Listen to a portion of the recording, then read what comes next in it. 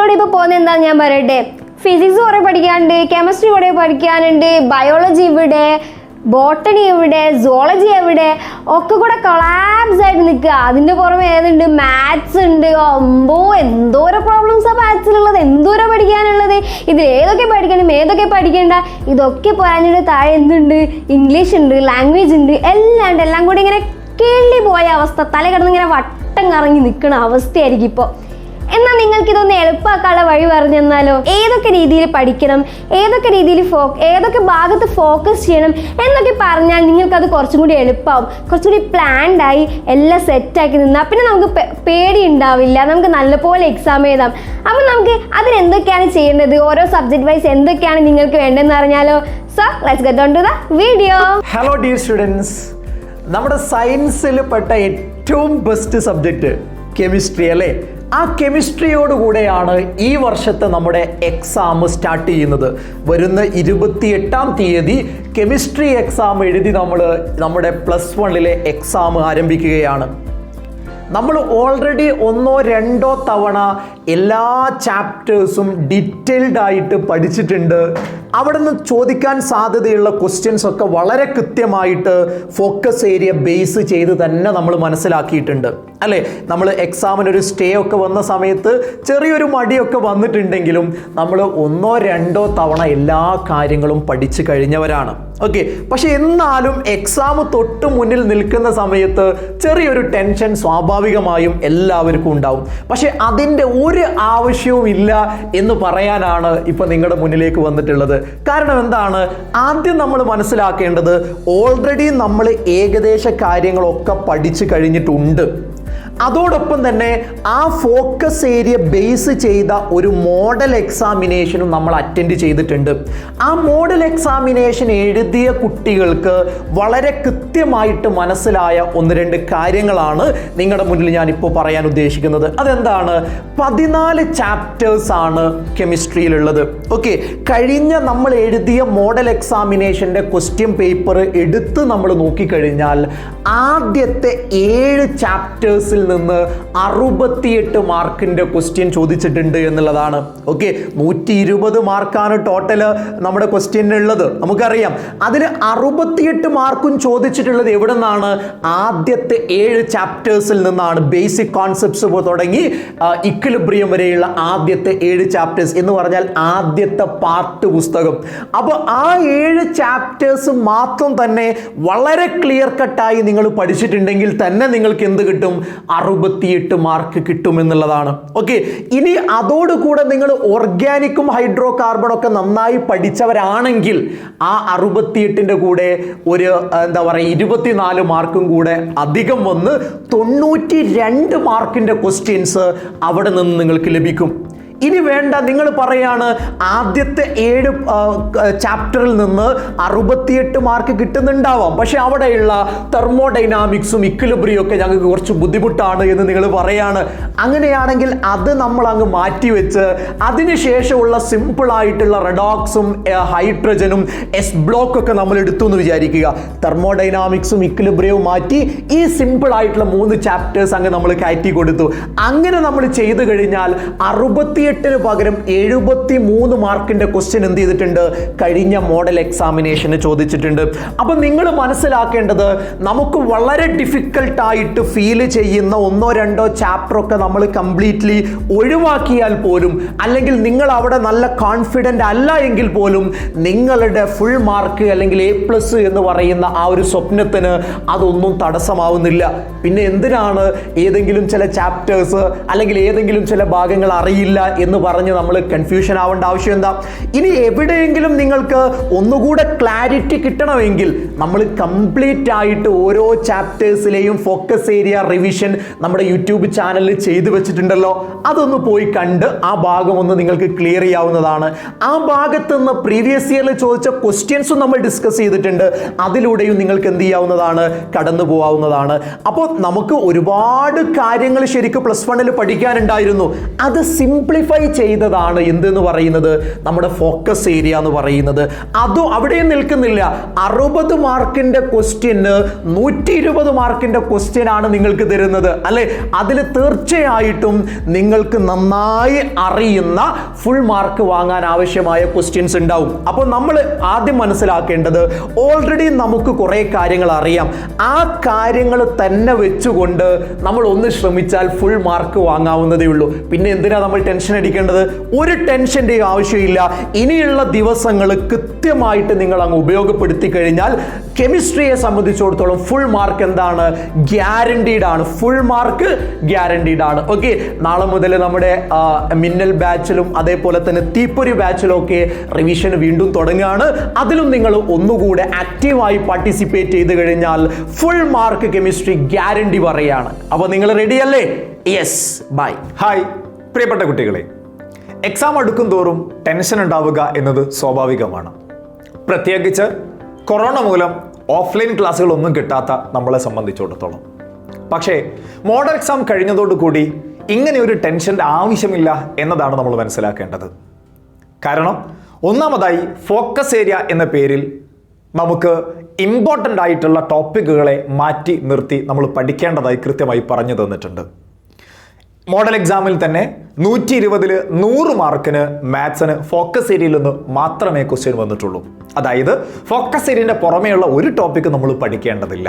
Focus area തന്നെ നമുക്കറിയാം, വളരെ ടഫായിട്ടുള്ള ടോപ്പിക്കുകളൊക്കെ ഒഴിവാക്കിയിട്ടാണ് ഓരോ ചാപ്റ്ററിലും ഫോക്കസ് ഏരിയ ക്രിയേറ്റ് ചെയ്തിട്ടുള്ളത്. പിന്നെ നമ്മൾ എന്തിനാണ് ടെൻഷൻ അടിക്കുന്നത്? നമുക്ക് വളരെ എളുപ്പത്തിൽ ഏറ്റവും സിമ്പിളായ ചാപ്റ്റേഴ്സ് മാത്രം പഠിച്ച് ഏറ്റവും ഉയർന്ന മാർക്ക് സ്കോർ ചെയ്യാൻ പറ്റുമല്ലോ. പല കുട്ടികളും ടഫായിട്ട് പറയാറുള്ള ട്രിഗണോമെട്രിയോ ലിമിറ്റ്സ് ആൻഡ് ഡെറിവേറ്റീവ്സോ സീക്വൻസ് ആൻഡ് സീരീസോ സ്ട്രെയിറ്റ് ലൈനോ കോണിക് സെക്ഷനോ പോലെയുള്ള ചാപ്റ്ററുകളൊന്നും പഠിച്ചിട്ടില്ലെങ്കിലും ഏറ്റവും ടോപ്പ് ലെവലിൽ നമുക്ക് മാർക്ക് സ്കോർ ചെയ്യാൻ പറ്റും. ഞാൻ ഉദാഹരണത്തിന് സെറ്റ്സ് എന്ന് പറയുന്ന chapter, relation and function, complex numbers, അതുപോലെ തന്നെ linear inequalities, 3D, mathematical reasoning, binomial theorem, അതുപോലെ പ്രോബബിലിറ്റി, സ്റ്റാറ്റിസ്റ്റിക്സ്, നമ്മൾ വളരെ എളുപ്പത്തിൽ നമുക്ക് പഠിച്ചെടുക്കാവുന്ന സിമ്പിളായ ചാപ്റ്റേഴ്സ് അല്ലേ ഈ 9 ചാപ്റ്റേഴ്സ്. ഈ 9 ചാപ്റ്റേഴ്സ് മാത്രം പഠിക്കുകയാണെങ്കിൽ മോഡൽ എക്സാമിൻ്റെ ക്വസ്റ്റ്യൻ പേപ്പർ പ്രകാരം 51 മാർക്കിനാണ് നമുക്ക് എക്സാമിന് ചോദിച്ചിട്ടുള്ളത്. മോഡൽ എക്സാമിൻ്റെ അതേ പാറ്റേണിൽ തന്നെയാണ് നമ്മൾ മെയിൻ എക്സാമിന് എക്സ്പെക്ട് ചെയ്യേണ്ടത്. സിമ്പിൾ ആയിട്ടുള്ള ക്വസ്റ്റ്യൻ പേപ്പർ പ്രതീക്ഷിച്ചാൽ മതി. ഇനി അതിൻ്റെ കൂട്ടത്തിൽ തന്നെ ഒന്ന് ശ്രമിച്ചാൽ പഠിച്ചെടുക്കാവുന്ന ചാപ്റ്റേഴ്സ് ഉണ്ടല്ലോ. PMI എങ്ങനെയാണ് പഠിക്കേണ്ടത് എന്നുള്ളത് മുമ്പത്തെ റിവിഷൻ ക്ലാസ്സുകളിൽ സിമ്പിളായിട്ട് ട്രിക്കുകൾ ഞാൻ നിങ്ങൾക്ക് പഠിപ്പിച്ചു തന്നിട്ടുണ്ട്. PMI, അതേപോലെ തന്നെ പെർമ്യൂട്ടേഷൻ ആൻഡ് കോമ്പിനേഷൻ, അതുപോലെ തന്നെ നിങ്ങൾ 10ാം ക്ലാസ്സിൽ പഠിച്ചിട്ടുള്ള സ്ട്രെയിറ്റ് ലൈൻ എന്ന് പറയുന്ന ചാപ്റ്റർ. ഈ ചാപ്റ്ററുകൾ കൂടി പഠിച്ചു കഴിഞ്ഞാൽ 19 മാർക്കിൻ്റെ ക്വസ്റ്റ്യൻസ് കൂടി അഡീഷണൽ ആയിട്ട് വരും. അപ്പം തന്നെ നമുക്ക് 70 മാർക്കോളമായിട്ടുള്ള കാര്യങ്ങൾ നമുക്ക് ഈ സിമ്പിൾ ആയിട്ടുള്ള ചാപ്റ്റേഴ്സ് നിന്ന് ചോദിക്കുന്നുണ്ട് എന്നർത്ഥം. നമുക്ക് ഫുൾ മാർക്ക് വാങ്ങാൻ 60 മാർക്ക് മാത്രം മതി. നമുക്ക് ടഫായിട്ടുള്ള ചാപ്റ്ററുകൾ ഒന്നും നോക്കിയിട്ടില്ലെങ്കിലും സുഖമായിട്ട് ഫുൾ മാർക്ക് നമുക്ക് നേടാൻ കഴിയും. പിന്നെ നമ്മൾ ടെൻഷൻ അടിക്കേണ്ട കാര്യമേ ഇല്ല. സോ ഈ ചാപ്റ്റേഴ്സുകൾ കൃത്യമായി പഠിച്ചതിന് ശേഷം മാത്രം മറ്റ് ചാപ്റ്റേഴ്സുകൾ പഠിക്കാൻ ശ്രമിക്കുക സമയത്തിനനുസരിച്ചുകൊണ്ട്. സോ എന്തായാലും നിങ്ങൾക്ക് ഫുൾ മാർക്ക് നിങ്ങൾക്ക് നേടാൻ കഴിയും. സോ എല്ലാവർക്കും നല്ലൊരു വിജയം ആശംസിക്കുന്നു. Thank you. ഡിയർ സ്റ്റുഡൻസ്, അപ്പോൾ എല്ലാവരും ഇപ്പോൾ ഈ എക്സാമിൻ്റെ ആ ഒരു പേടിയിൽ ഇങ്ങനെ നിൽക്കുകയാണ് അല്ലേ. എല്ലാ സബ്ജക്ട്സിൻ്റെ കേസിലും കുട്ടികളൊക്കെ ഭയങ്കര പേടി, കുറേ പേര് കോൺടാക്ട് ചെയ്യുന്നുണ്ട്. എല്ലാവർക്കും പേടിയാണ്. എക്സാമിന് എന്താ പറയുക, എങ്ങനെ എഴുതും സാറേ, ഒന്നും അറിയില്ല, ആ രീതിയിലേക്ക് എല്ലാം അറിയാം, എന്നാലും നമുക്ക് എല്ലാം പഠിച്ച കുട്ടികൾ വരെ പേടിക്കുന്ന ഒരു സാഹചര്യമാണ്. അപ്പോൾ നിങ്ങൾ ഏറ്റവും സിമ്പിളായിട്ട് മനസ്സിലാക്കേണ്ട കാര്യം മക്കളെ, പേടിക്കേണ്ട ഒരു ആവശ്യമില്ല. കാരണം വളരെ സിമ്പിളായിട്ട് നമുക്ക് ഫുൾ മാർക്ക് സ്കോർ ചെയ്യാമെങ്കിൽ എന്തിനാ പേടിക്കുന്നത്? 15 ചാപ്റ്റേഴ്സ് ഉണ്ട് ഫിസിക്സിൽ. പക്ഷെ നമ്മൾ 15 ചാപ്റ്റേഴ്സ് പഠിച്ചില്ല എങ്കിൽ പോലും പകുതി പഠിച്ചാൽ തന്നെ നമുക്ക് എന്താ ഫുൾ മാർക്ക് സ്കോർ ചെയ്യാൻ പറ്റും. പകുതി എന്ത്, ഫോക്കസ് ഏരിയ മാത്രം പഠിച്ചാൽ മതി. ഓക്കെ, അപ്പോൾ ഒരു പേടി നിങ്ങൾ പേടിക്കേണ്ട. എന്താണോ നിങ്ങൾക്ക് പഠിക്കാനുള്ളത് അതിന് കൃത്യമായിട്ടുള്ള നോട്ട്സ് നമ്മുടെ ടെലിഗ്രാം ചാനലിലേക്ക് ഞാൻ അപ്ലോഡ് ചെയ്യുന്നുണ്ട്.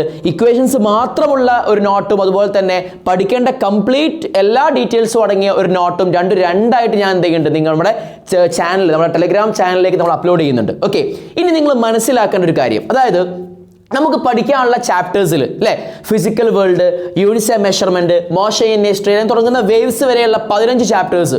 ആ ചാപ്റ്റേഴ്സിൽ മോഡൽ എക്സാമിന് വന്ന മാർക്കുകൾ, physical world 2 mark, okay, units and measurement 10 mark, okay, motion in a straight line 10 mark, okay. അതുപോലെ തന്നെ plane, motion in a plane 8 mark. Okay. Laws of motion 16, work energy power 12, അതുപോലെ തന്നെ system of particles 16, okay. Gravitation 14, mechanical properties of solids 4, mechanical properties of fluids 8, അതുപോലെ തന്നെ thermal properties 4, thermodynamics 4, Kine theory of gas 4, oscillation 4, അതുപോലെ തന്നെ വേവ്സും 4. ഇങ്ങനെയായിരുന്നു model എക്സാമിന് നമുക്ക് വന്ന മാർക്കിന്റെ ഡിസ്ട്രിബ്യൂഷൻ നോക്കുകയാണെങ്കിൽ. ഓക്കെ. ഇതിൽ നിങ്ങൾ മനസ്സിലാക്കേണ്ട കാര്യം, നമ്മുടെ ചാപ്റ്റേഴ്സ് ഉണ്ടല്ലോ, ഏത് നമ്മുടെ ചാപ്റ്റേഴ്സിൽ നമ്മുടെ ഫിസിക്കൽ വേർഡ് മാറ്റി നിർത്തുക, ബാക്കി യൂണിറ്റ്സ് ആൻഡ് മെഷർമെന്റ്. ഓക്കെ, അത് രണ്ടാമത്തെ ചാപ്റ്റർ. അതുപോലെ തന്നെ motion in a straight line, okay, motion in a plane, okay, അതുപോലെ തന്നെ laws of motion, work energy power, gravitation, mechanical properties of fluids. മക്കളെ പ്രത്യേകം ശ്രദ്ധിക്കുക, സെക്കൻഡ് ചാപ്റ്റർ ആയ units and measurement, motion in a straight line third chapter, fourth chapter ആയ motion in a plane, laws of മോഷന്, work energy power, okay, അതുപോലെ തന്നെ gravitation, mechanical properties of fluids. ഇതിലൊന്നും അധികം കണ്ടന്റ് ഇല്ലാത്ത ചാപ്റ്റേഴ്സ് തന്നെയാണ്, സ്റ്റാർട്ടിങ്ങിൽ വരുന്ന ചാപ്റ്റേഴ്സ് ആണ്. ഇത്രയും ചാപ്റ്റേഴ്സ് നിങ്ങൾ നോക്കിക്കഴിഞ്ഞാൽ നിങ്ങൾക്ക് ഏകദേശം 67 മാർക്ക് നിങ്ങൾക്ക് കിട്ടും. 67, ഫുൾ മാർക്കിന് 60 മതി. അപ്പൊ ഇത്ര ചാപ്റ്റേഴ്സ് നോക്കിയാൽ തന്നെ നിങ്ങൾക്ക് ഫുൾ മാർക്ക് കിട്ടുമെന്നുണ്ടെങ്കിൽ നിങ്ങൾ പിന്നെ എന്തിനാ മക്കളെ പേടിക്കുന്നത്? പേടിക്കേണ്ട ഒരു ആവശ്യമില്ല. ഞാൻ ഈ പറഞ്ഞ ചാപ്റ്റേഴ്സിന്റെ കൂടെ സിസ്റ്റം ഓഫ് പാർട്ടിക്കിൾസും കൂടി നിങ്ങൾ ആഡ് ചെയ്യുകയാണെങ്കിൽ 83ഓളം മാർക്കിന്റെ ഫോക്കസ് ഏരിയയിൽ നിന്ന് മാത്രം 83ഓളം മാർക്കിനുള്ള ടോപ്പിക്സ് നിങ്ങളുടെ കയ്യിലുണ്ട്. പിന്നെ എന്തിന് പേടിക്കണം? അത് കൂടാതെ നിങ്ങളുടെ എക്സാമിന് 3 ദിവസത്തെ ഗ്യാപ്പ് ഉണ്ട്. ഒന്ന് ആലോചിച്ച് നോക്ക്, 3 ദിവസത്തെ ഗ്യാപ്പ് ഉണ്ട്. ഒന്ന് ഇരുന്നാ പോരെ, അന്ന് മാത്രം പഠിച്ചാൽ പോരെ ഫുൾ മാർക്ക് സ്കോർ ചെയ്യാൻ. സോ ഒരു ടെൻഷനും ആവണ്ട. ആ സമയങ്ങളിൽ ഞാൻ നിങ്ങളുടെ മുമ്പിൽ വന്നിട്ട് നിങ്ങൾക്ക് വേണ്ട എല്ലാ ഡീറ്റെയിൽസും എന്ത് ചെയ്യും, ഡീറ്റെയിൽഡ് ആയിട്ട് എല്ലാ കാര്യങ്ങളും ഞാൻ ഡീറ്റെയിൽഡ് ആയി എക്സ്പ്ലെയിൻ ചെയ്യും. അതിൽ നിന്ന് മാത്രമേ എക്സാമിന് ക്വസ്റ്റ്യൻ ഉണ്ടാവുള്ളൂ. സോ നിങ്ങൾ ഒരു പേടി നിങ്ങൾ പേടിക്കേണ്ട. ഇപ്പൊ ധൈര്യമായിട്ട് സ്റ്റാർട്ടിങ്ങിൽ വരുന്ന കെമിസ്ട്രി, അതുപോലെ നിങ്ങൾ മാത്സ് എന്നീ വിഷയങ്ങൾക്ക് എന്ത് ചെയ്യുക, പ്രയോറിറ്റി കൊടുക്കുക, അത് പഠിക്കുക. ഫിസിക്സ് എന്താവുമോ ബാക്കി വിഷയങ്ങൾ എന്താവോ എന്നുള്ള പേടി വേണ്ട. കെമിസ്ട്രിയാണ് ഫസ്റ്റ് എക്സാം, അത് കൃത്യമായിട്ട് പഠിക്കുക, അടിച്ചു പൊളിച്ച് പഠിക്കുക. ഇതുപോലെ തന്നെ കെമിസ്ട്രിയിലും ഉണ്ട്, തന്ത്രപരമായിട്ട് മൂവ് ചെയ്താൽ നമുക്ക് ഫുൾ മാർക്ക് സിമ്പിളായിട്ട് സെക്യൂർ ചെയ്യാൻ പറ്റും. ഒരു പേടിയും പേടിക്കല്ലേ, സൂപ്പറായിട്ട് 100% കോൺഫിഡൻസിൽ നല്ല ധീരമായിട്ട് പോരാടുക. ഞങ്ങൾ നിങ്ങളുടെ കൂടെ ഉണ്ട്. ഒരു പേടി നിങ്ങൾ പേടിക്കേണ്ട. നിങ്ങളെ കൊണ്ട് ഫുൾ മാർക്ക് വാങ്ങിപ്പിച്ചിട്ടേ ഞങ്ങൾ അടങ്ങുമെന്നുള്ള കാര്യം എപ്പോഴും പറയുന്ന കാര്യമാണ്. ഓക്കെ, സോ മക്കളെ ഒരു പേടിയും പേടിക്കല്ലേ, സൂപ്പറായിട്ട് പഠിക്കാട്ടോ. All the best. അപ്പൊ കണ്ടില്ലേ, ഇത്രേ ഉള്ളൂ. ഇതുപോലെ സാറുമാരും നമ്മുടെ ടീച്ചേഴ്സൊക്കെ പറയുന്നത് പോലെ ഓരോന്ന് സെറ്റാക്കി പഠിച്ചു കഴിഞ്ഞാൽ പിന്നെ വിത്തിൻ സെക്കൻഡ്സ് നമുക്ക് ഈസി ആയിട്ട് എല്ലാം ആക്സെപ്റ്റ് ചെയ്യാൻ പറ്റും. നമ്മുടെ ബ്രെയിൻ ആക്സെപ്റ്റ് ചെയ്യാൻ പറ്റും. നമുക്കെല്ലാം പഠിച്ച് നിങ്ങളുടെ ഭാഷ പറഞ്ഞാൽ ഫുൾ സെറ്റായി പെർഫെക്റ്റ് ഓക്കെ ആയിട്ട് നമുക്ക് എക്സാം എഴുതാൻ പറ്റും. അപ്പോൾ നിങ്ങൾക്ക് ഈ വീഡിയോ ഇഷ്ടമായെങ്കിൽ നിങ്ങൾ എന്ത് ചെയ്യുക, നിങ്ങളെ ഫ്രണ്ട്സിനും കൂടെ ഷെയർ ചെയ്യുക, ലൈക്ക് ചെയ്യുക.